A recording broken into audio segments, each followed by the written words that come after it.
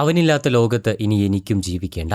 വിവാഹത്തിന് ദിവസങ്ങൾക്ക് മുൻപ് പ്രതിശ്രുത വരൻ മരണപ്പെട്ടതിന്റെ മനോവിഷമത്തിൽ യുവതി ജീവനൊടുക്കിയ വാർത്ത ഏറെ ഞെട്ടലോടെയാണ് കേരളക്കര കേട്ടത്.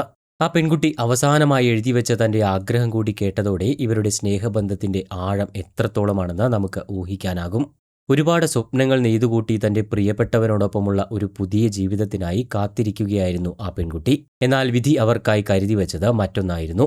4 മാസങ്ങൾക്ക് മുൻപാണ് കാസർഗോഡ് കുമ്പള കിതൂർ കുണ്ടങ്കേരടുക്കയിലെ ബി ജയരാജന്റെ മകൾ പ്രഫുല്ലയുടെയും തമിഴ്നാട് സ്വദേശിയായ മണിയുടെയും വിവാഹം നിശ്ചയിച്ചിരുന്നത്. ഇരു വീട്ടിലും വിവാഹത്തിനായുള്ള ഒരുക്കങ്ങളെല്ലാം നടന്നുകൊണ്ടിരിക്കുകയുമായിരുന്നു. എന്നാൽ 1 മാസം മുൻപുണ്ടായ ഒരു ബൈക്ക് അപകടത്തിൽ മണിക്ക് ഗുരുതരമായി പരിക്കേൽക്കുകയായിരുന്നു. ആശുപത്രി കിടക്കയിൽ മണി മരണത്തോട് മല്ലിട്ട് കിടക്കുമ്പോഴും തന്റെ പ്രിയപ്പെട്ടവൻ തിരിച്ചുവരുമെന്ന ഒറ്റ വിശ്വാസത്തിലായിരുന്നു ആ പെൺകുട്ടി.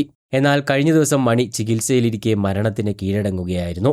തന്റെ ജീവന്റെ പാതിയാകേണ്ടിയിരുന്നവൻ അവളെ ഒറ്റയ്ക്കാക്കി പോയപ്പോൾ ആ വേർപാട് പ്രഫുല്ലയ്ക്ക് താങ്ങാവുന്നതിലും അപ്പുറമായിരുന്നു.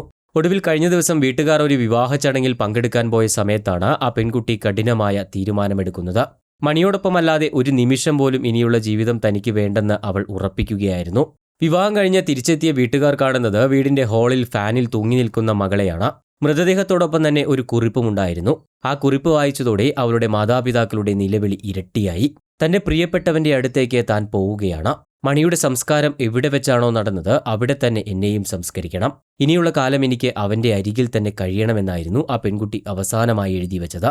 മരണാനന്തരവും പ്രിയപ്പെട്ടവന്റെ കൂടെയിരിക്കാൻ കൊതിച്ച ആ പെൺകുട്ടിയുടെ വാക്കുകൾക്ക് മുന്നിൽ എല്ലാവരും നിശബ്ദരായിപ്പോയി. മരണത്തിന് പോലും തങ്ങളെ വേർപിരിക്കാനാവില്ലെന്ന ലോകത്തോട് വിളിച്ചു പറഞ്ഞുകൊണ്ടാണ് അവൾ തന്റെ പ്രിയപ്പെട്ടവന്റെ അടുത്തേക്ക് പോയത്. ഇൻക്വസ്റ്റ് നടപടികൾക്ക് ശേഷം യുവതിയുടെ മൃതദേഹം ആശുപത്രിയിലേക്ക് മാറ്റിയിട്ടുണ്ട്. യുവതിയുടെ അവസാന ആഗ്രഹവുമായി ബന്ധപ്പെട്ട് ചർച്ചകൾ ഇരു വീട്ടുകാരും തമ്മിൽ നടന്നുകൊണ്ടിരിക്കുകയാണ്. പോസ്റ്റ്മോർട്ടം നടപടികൾക്ക് ശേഷം യുവതിയുടെ മൃതദേഹം തമിഴ്നാട്ടിലേക്ക് കൊണ്ടുപോകണമോ എന്ന കാര്യത്തിൽ തീരുമാനം പിന്നീടെടുക്കും. എന്തായാലും ഏറെ സങ്കടപ്പെടുത്തുന്ന ഒരു വാർത്ത തന്നെയായിരുന്നു ഇത്.